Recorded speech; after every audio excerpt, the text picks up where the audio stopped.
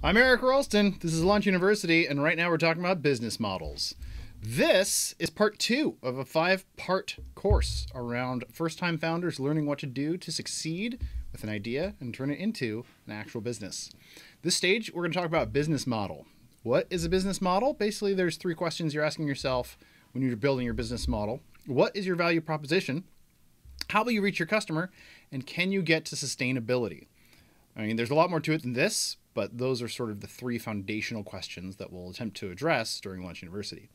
A business model, I would define as an abstract representation of an organization, not a product, not a service, not an offering, an organization, and how it creates, delivers, and captures value. So the definition of the product is rattling around inside of this organization, and it's creating, capturing value.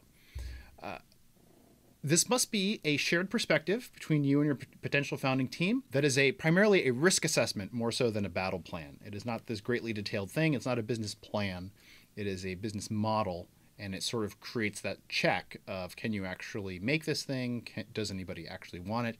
And can you do it year in, year out, now until forever? The roadmap of tools that we're going to learn about during Launch University cover the value proposition, which is the activity we're going to talk about right now, the business model canvas, the classic Silicon Valley style 9-box grid that tells you whether or not your idea is going to have legs. And finally, channels. Channels actually breaks down one of the boxes of the 9 on business model canvas to talk about how you build awareness and make sales and then support your customers. And then finally, resources. Resources is basically a brainstorming activity around what do you need to succeed out of the key resources box.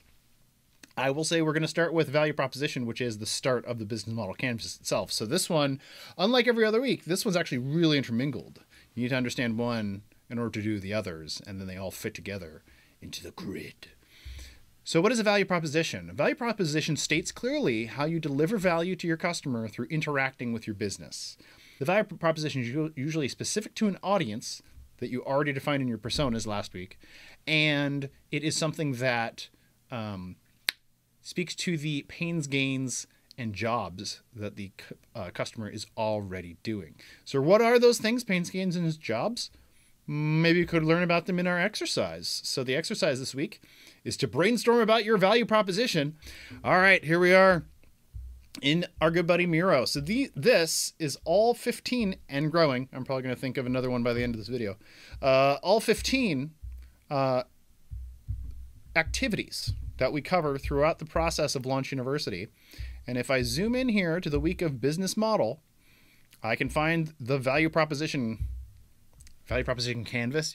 Or if we called everything canvas, it'd be canvas this, canvas that. So the value proposition canvas basically breaks down into 3 parts. If we zoom in, the 3 parts are pains, and I'm just going to read these aloud because it is a little hard.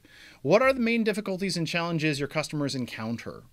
So again, you're starting with why, and you're starting with why are they challenged? So it's not just that they want a fast car. What challenge in their life is the fast car changing? I don't think it's running from the cops. I think it's impressing people. I think it's wanting the thrill, living a boring life and wanting something more. That's their challenge or difficulty in that case. What are their frustrations, annoyances, or things that give them a headache? Again, headache calling back to the idea that you should be a aspirin, not a vitamin. You should be solving a painful problem for them. And if you're not solving a painful problem, they're probably not going to part with their time and money to consider you, let alone pay for you. Sorry. If you make their life just a little bit better, it's not addressing their pain. I will say you might be able to have some vitamins on the side, and we'll talk about that for gains. So what for the customer, for the end user, I would say in my life in technology, but the customer in this case, takes a lot of time, costs too much money, or requires substantial effort. And this really harkens back to your persona. So given your persona, are they someone who maybe has more time than money? Do they fit into that demographic? Do they have more money than time? Or do they maybe just have something where it's like, I could do it, I just don't want to think about doing it? Gains are sort of the same questions, except you're trying to re-trigger your mind to ask them from a different angle. Rather than thinking in the world of what are the headaches and what are the aspirins, think about what are the challenges and what are the vitamins. The pains and the gains, like they're going to be interrelated. Like you could almost like this pain here and it makes this gain here. And that's the way it'll feel when you're writing your canvas. Finally, the jobs.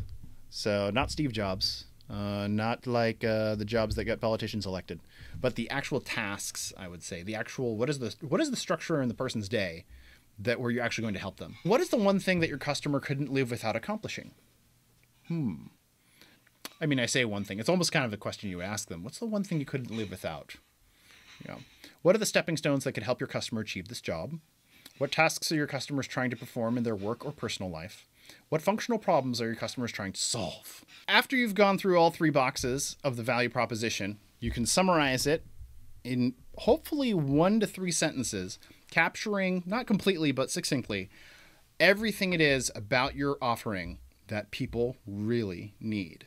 And then what do you do with the value proposition once you have it? Well, we're going to slot it into something called the business model canvas.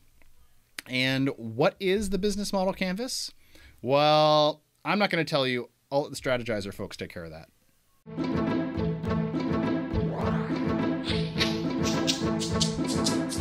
An organization's business model can be described with 9 basic building blocks: your customer segments, your value proposition for each segment, the channels to reach customers, customer relationships you establish, the revenue streams you generate, the key resources and key activities you require to create value, the key partners, and the cost structure of the business model.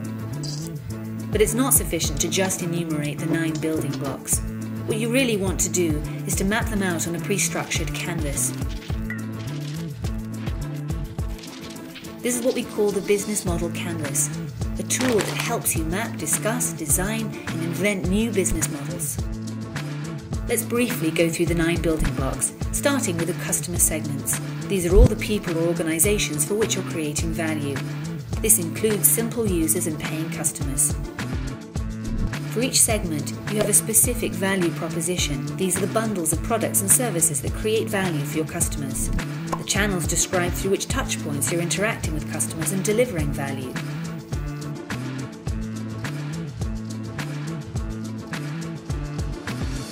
The customer relationships outline the type of relationship you're establishing with your customers. The revenue streams make clear how and through which pricing mechanisms your business model is capturing value.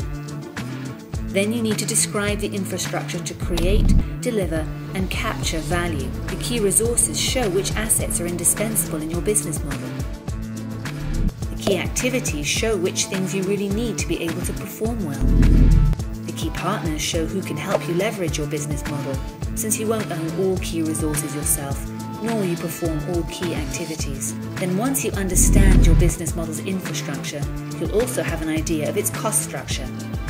So with the business model canvas, you can map out your entire business model in one image. This works for startup entrepreneurs just as well as for the most senior executives. As you can see, that is quite a quick summary of everything your organization is going to need to create and connect value. I will say that if you want to know more about building those, we have the Strategyzer book, Business Model Generation, a great read. Again, part of the whole series that we'll talk about at the end. It really does help connect, particularly with your co-founders, if not for your own information. If you have a team of people trying to build a business and they're not all on the same page, perhaps just one page with 9 boxes, then you're going to have a harder time. And you need that shared vision in order to move forward as efficiently as possible. So those 9 boxes, that's what we're going to do during the 2nd week workshop for Launch University, where we cover business model canvas in great detail, brainstorming on all 9 boxes, and then really breaking down channels and really breaking down key resources so you understand what you need to succeed. So that was part 1 of our 4-part roadmap to cover business model, starting with value proposition, which is a summary of the pains, gains, and jobs that your offering is going to provide your customers. It interweaves with the business model canvas, which is the foundation for everything we do in the business model week. And we are going to scrutinize channels and resources, seeing as how they are key components to actually get started. Channels representing the most critical piece of demand, and resources representing potentially the biggest blocker for creating supply. And as we know, economics is about supply and demand. Thank you for joining me for this summary and introduction for business model, and I hope to sit down this week and have that workshop.